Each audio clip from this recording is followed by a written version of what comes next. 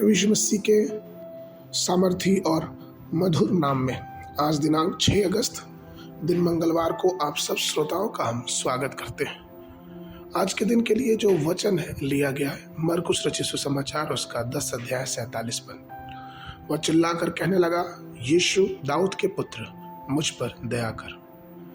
प्रियो, हम इस वचन में पढ़ते हैं कि दाऊद के पुत्र की उसने पुकार लगाई।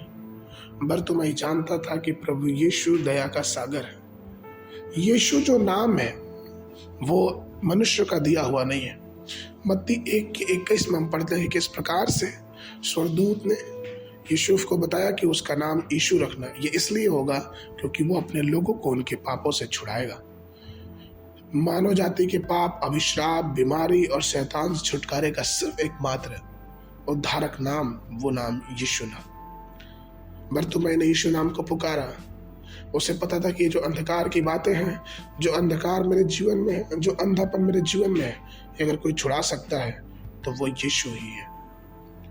हम एक बार पढ़ते हैं मरकुस उसके पहले अध्याय के 24 और 25 पद में कि जब यीशु मसीह आराधनालय में प्रचार कर रहे थे, परमेश्वर का उपदेश दे रहे थे, तो अशुद्ध आत्मा उसके एक व्यक्ति के अंदर था। वो चिल्लाने लगा कि हम अकेला छोड़ दे, हे यीशु नासरी, हमारा तुझसे क्या लेना देना, तुम्हें नाश करने क्यों आ गया? मैं जानता हूं कि तू कौन है, तू परमेश्वर का पवित्र है।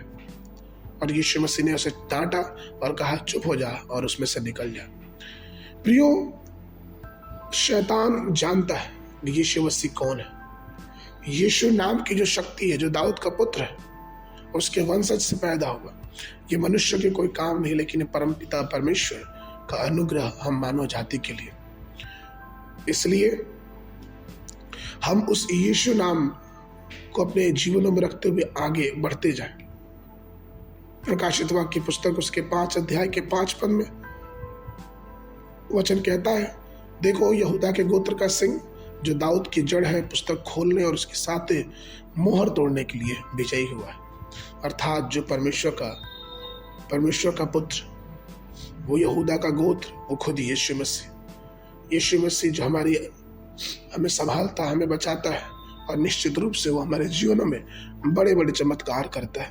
इसलिए अपने जीवन को संभाले, बचाए और परमेश्वर के अनुग्रह में, परमेश्वर के प्रेम में और आगे बढ़ते जाए और यीशु नाम को भजते जाए।